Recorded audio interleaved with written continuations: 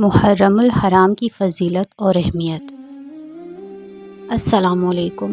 اسلامی سال کا پہلا مہینہ محرم الحرام شروع ہونے والا ہے۔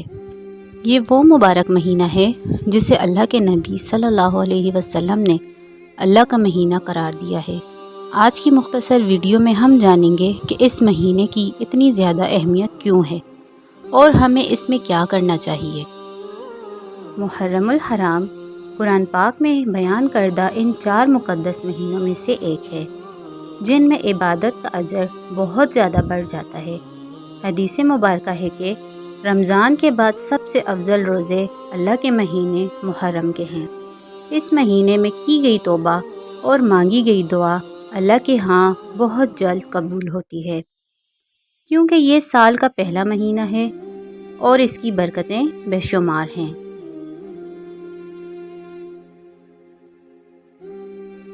اس مبارک مہینے میں آپ یہ 3 کام لازمی کریں۔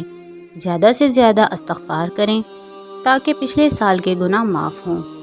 اپنے گھر میں درود پاک کی محفلیں سجائیں تاکہ پورا سال برکت رہے، اور ہو سکے تو محرم کے روزے رکھنے کی کوشش کریں، خاص طور پر 9 اور 10 محرم کا روزہ۔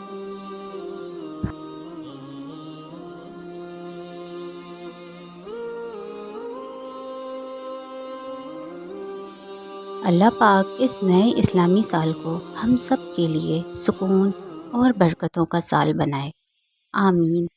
اگر آپ کو یہ معلومات اچھی لگی ہوں تو ویڈیو کو لائک کریں اور صدقہ جاریہ سمجھ کر شیئر کریں۔